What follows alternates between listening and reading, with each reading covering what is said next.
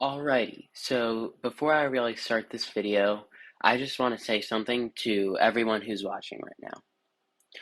I don't want you to judge my channel or my video on the number of subs that I have or the number of views that this video has. I want you to judge my videos, and the channel for that matter, on the quality of my videos and how entertaining or helpful this has been for you. Alrighty, so to start off, I'd like to show you how I use mainly open source software to do everything I need to do. It's kind of incredible that there are so many open source alternatives to the pieces of software that we use day to day, and how some of them can be much, much better than even the closed source ones. So let's get to it. So my first piece of software I'd like to show you is OpenOffice. OpenOffice is a whole office suite. It can do text documents, it can do spreadsheets, it can do presentations, everything you'd expect an office suite to do. And it does it really well. Uh, there are a bunch of customization options. And yeah, it's just a great office suite overall.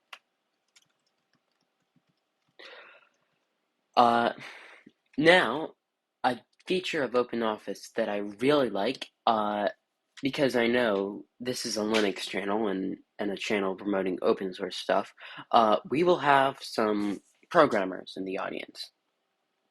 So OpenOffice actually has an HTML editor, and it works really well.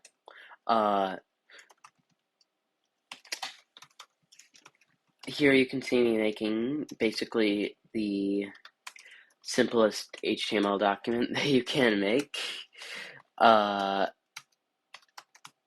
quite simple, but if I were to save it and open it in my web browser, it would work. It would run, and it would show this text. It wouldn't show it very nicely. It wouldn't look very good, but yes, this is definitely a good HTML editor, and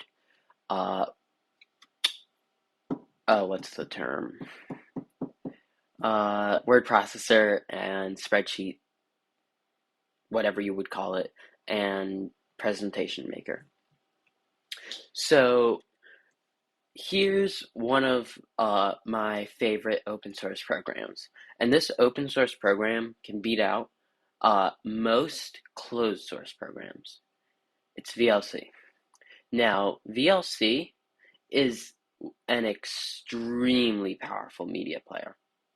So not only can I open my recordings with it, I can go to Open with VLC, and it'll play it.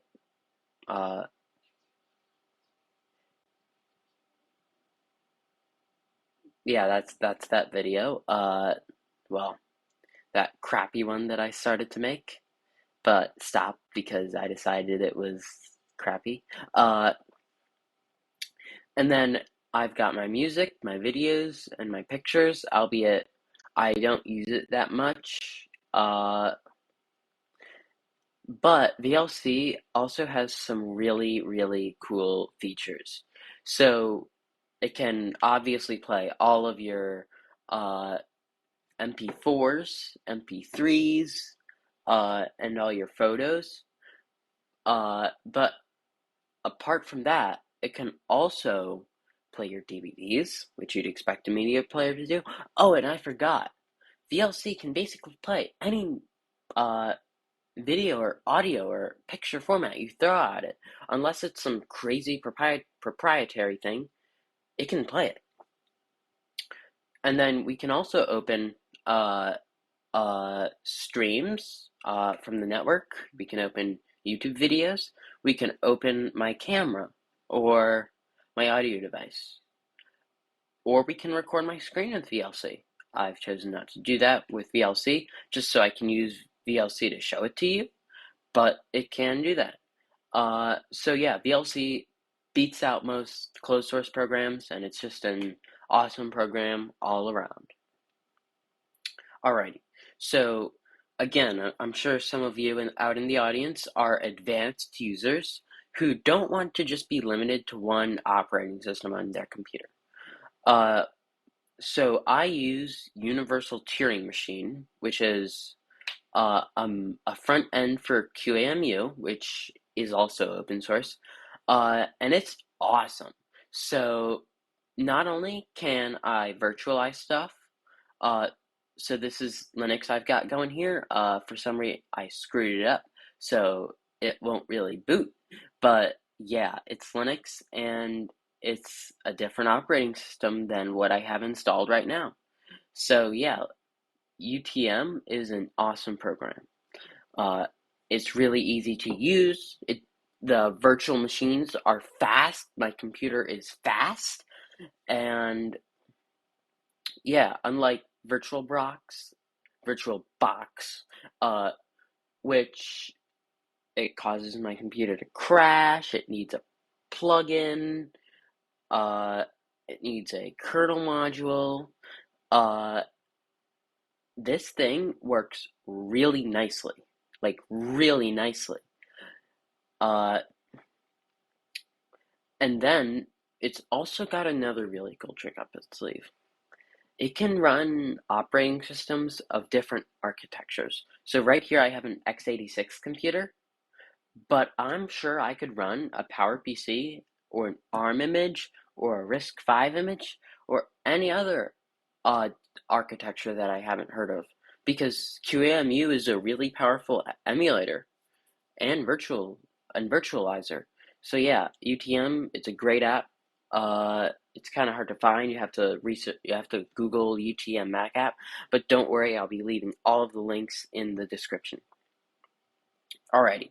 So whenever I need to browse the web, and I'm sure all of you need to browse to the web too, I use Firefox. Now, I like Firefox way more than I like Chrome. So I've replaced Chrome with Firefox for a day, and I loved Firefox. Like, I legitimately loved it.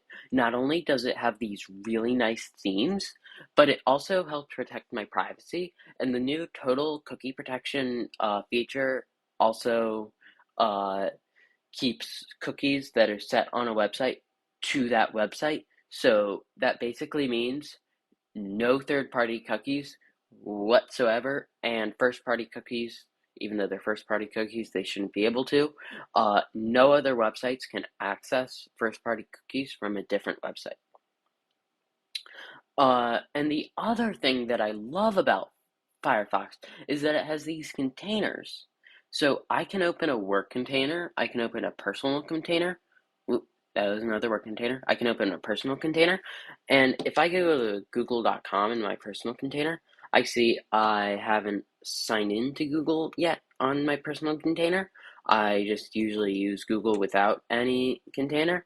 But for my work container, you can see that I have a different Google account. So that's my favorite feature of Firefox, and that's probably why I keep using it apart from all the other features. All right, so there were a couple other open source apps that I didn't feel like writing a lot about, but they are awesome. So Blender, it's an awesome 3D modeling and animation app. Uh, Open source again. NetBeans, Java IDE, really good. Flight Gear, it's a flight simulator. I'm not very good at it. I'll just say that right now, but it's an awesome game. You should definitely try it out. And Arduino is an awesome IDE. It allows you to control these little boards and temperature sensors. It's really cool. Uh, VS Codium, it's an open source version of VS Code. The difference being VS Codium uses the open source components of VS Code, kind of like there's Chrome and Chromium. There's VS Code and VS Codium. And then there's Balena Etcher, which allows me to write images to micro SD cards from my Raspberry Pi. Anyway, I hope that you've enjoyed this video and that you will subscribe maybe today or in the future. Uh, I do put a lot of effort into writing these. This one has taken a lot of my day, uh, and I hope that you will be a viewer that continues to watch my videos, and I hope to see you in the next one. Oh, and I almost forgot. I'll release a new video every Thursday. Bye. Bye for now.